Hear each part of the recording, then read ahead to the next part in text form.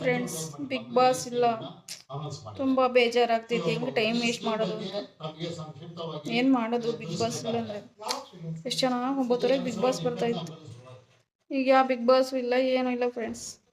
ಅದಕ್ಕೆ ಯಾವ ಚಾನಲ್ ನೋಡ್ತಾ ಇದ್ದೀನಿ ಗೊತ್ತಾ, ತೋರಿಸ್ತೀನಿ ನೋಡಿ. ಚಂದನ ವಾಹಿನಿ ನೋಡ್ತಾ ಇದ್ದೀನಿ. ಏನೋ ಸೋಲಾರ್ ಸಿಸ್ಟಮ್ ಬಗ್ಗೆ ಹೇಳ್ತವ್ರೆ.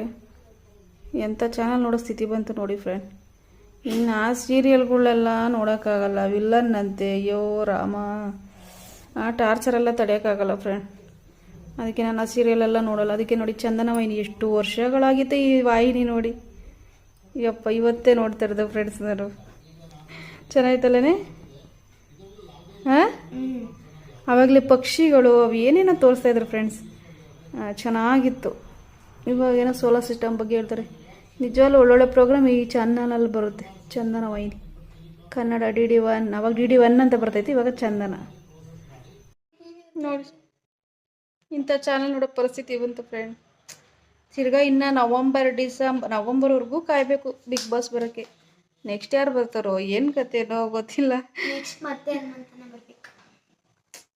ಬೇಜಾರು ಫ್ರೆಂಡ್. ಬಿಗ್ ಬಾಸ್ ಇಲ್ಲ ಅಂದರೆ ಒಂಥರ ಲೈಫೇ ಬೋರಿಂಗ್ ಅನಿಸ್ತೈತಿ. ಅದು ಕಾಯ್ತಾ ಇದ್ವಿ, ಎಷ್ಟೊತ್ತು 9:30 ಆಗುತ್ತೋ ನೋಡೋಣ ಅಂತ ಕಾಯ್ತಾ ಇದ್ವಿ.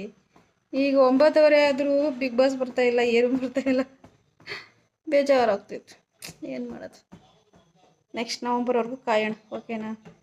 ಯಾರ್ಯಾರು ಬಿಗ್ ಬಾಸ್ ಇಷ್ಟಪಡ್ತಾಯಿದ್ರಿ ಕಾಮೆಂಟ್ ಮಾಡಿ. ನಾನದು ತುಂಬ ಇಷ್ಟಪಡ್ತೆ. ಒಂದು ಸೀಸನ್ ನಾನು ಬಿಡ್ತಾ ಇರಲಿಲ್ಲ.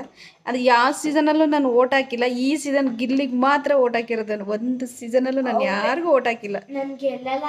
ನಾನು ಓಟ್ ಹಾಕಿಕ್ಕೆ ಫ್ರೆಂಡ್ ಗಿಲ್ಲಿ ಗೆದ್ದಿದ್ದು. ನಿಜ, ನಾನು ಒಂದು ವರ್ಷ ಒಬ್ರಿಗೂ ಓಟ್ ಹಾಕಿಲ್ಲ. ಇದೇ ಫಸ್ಟ್ ಟೈಮ್ ಗಿಲ್ಲಿಗೆ ಓಟ್ ಹಾಕಿರೋದು. ಅದಕ್ಕೆ ಗಿಲ್ಲಿ ಗೆದ್ದಿದ್ದು ಅಲ್ವಾ? ಓಕೆ.